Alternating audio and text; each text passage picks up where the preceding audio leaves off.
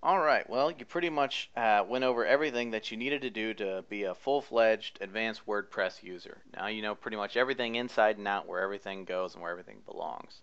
But I figured I would let you know about a couple other things that not many people know that WordPress actually has built into it, and sometimes we'll either use a plugin to use or didn't really know that it was a really nifty shortcut and things like that. So I thought I would go over some of those with you. There's always a lot more than that, and there's sometimes even things that are undocumented inside of WordPress that are little hidden features that are available to you.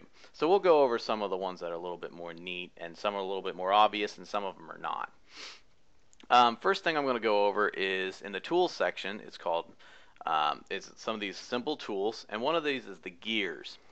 What Gears is basically it's something that Google used that allowed people to speed up their websites. Basically, if you installed Gears into your browser onto your site, it'll make your site for you go very, very fast, and that'll really speed up things such as posting and stuff like that. So what you can do is you can enable Gears. The next thing there's a really nifty tool to use. It's called Press This.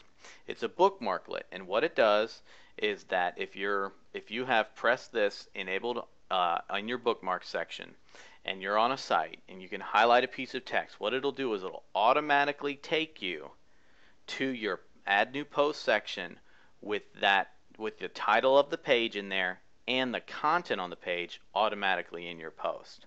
So no need to copy and paste or download or anything like that. If you find something worth noting that you want to put on your blog, you simply highlight the text on the website that you're on, click the Press This bookmarklet, and it will automatically go to your blog for you. It makes posting news and things like that much, much faster and much easier to use. Okay, another thing that WordPress does that a lot of people actually don't know about and or use plugins to do is that it will automatically embed it'll attempt to embed anyway, all plain text URLs. So for example, if I wanted to post, let's say, a YouTube video into my site, I can click on Add New Post, and I wanted to put a video on here. Well, a lot of times people will use a plugin to put a YouTube video in there, and I have a fun little one here that I wanted to post on my site because I thought it'd be really neat. And so what I'll do is I'll just put the plain text in there and I'll hit published, and then if I view my post, it automatically embeds it for me. No need to put in embed code, no need to switch over editors, no need to do anything like that. I put the URL in and it'll automatically do it for me. So that's a neat little feature that not a lot of people really know about and don't really utilize as a result. So that's something that you can really use that'll be really good for you. Another great feature is the gallery feature. A lot of people don't know this, but WordPress actually will make a gallery for you. A lot of people will use plugins to do this and other things like that, but it can make video and audio and video and photo galleries automatically for you. Over here under the media library, there's this little thing called attached to, and a lot of people say, well, I don't know really what that means, and I guess after I put it in my post, it becomes attached to that, so it's an attachment, and so that's pretty much where they leave it. But if you attach this, let's say, to a post that we have, let's search for one. Let's say sample video, and I wanted to select that, and that's going to attach this for me. Now if I actually go to the post, sample video, and I enter a short code, and a short code is basically a special code that allows WordPress to convert things automatically for you, and it's called gallery, and it's built into WordPress automatically. This will convert all of my all of my pictures and images that I have put and attached to this post into a special gallery for me. And so I hit update,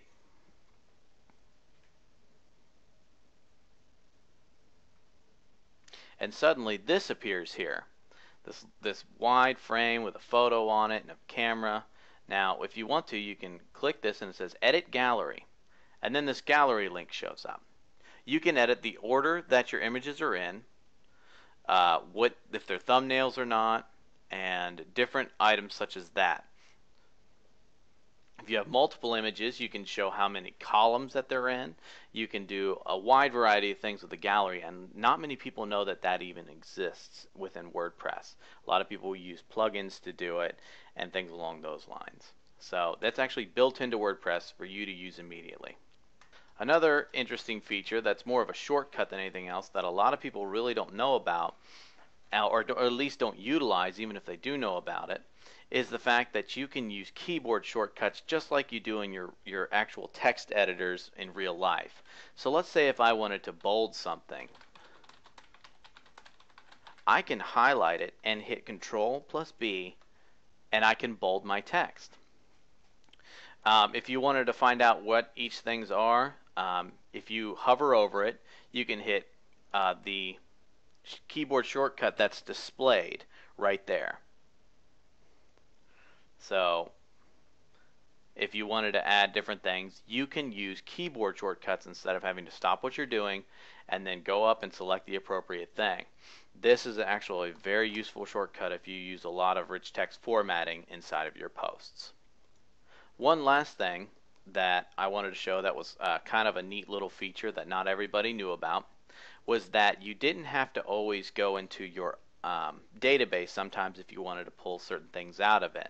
A lot of times you can find some hidden things in there or stuff that plugins have left behind that may sometimes be a security vulnerability or something like that, such as Amazon S3 secret keys and stuff like that, that if you've uninstalled the plugin, it still leaves behind.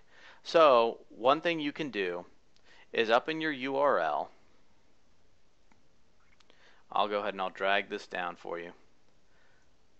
If up here, if you want to, you type in options.php, which is not actually able to be accessed by any sort of link inside of WordPress. You actually have to type that in manually. Click on it. It'll bring up your entire options table for you. It'll show you all the different options that you have in here that may have been left behind by either WordPress or maybe by even a plugin. And a lot of plugins will use this option table to store its information.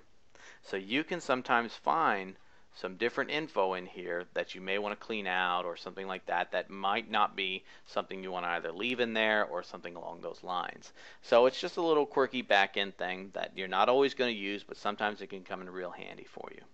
And that's pretty much it for the small tips for now. There's always a ton more that are out there, and if I ever find any more, I'll be sure to be able to post for future videos about it. So alright, thank you very much. This pretty much does it for all the videos, and if you have any questions or something, don't forget to email me or contact me.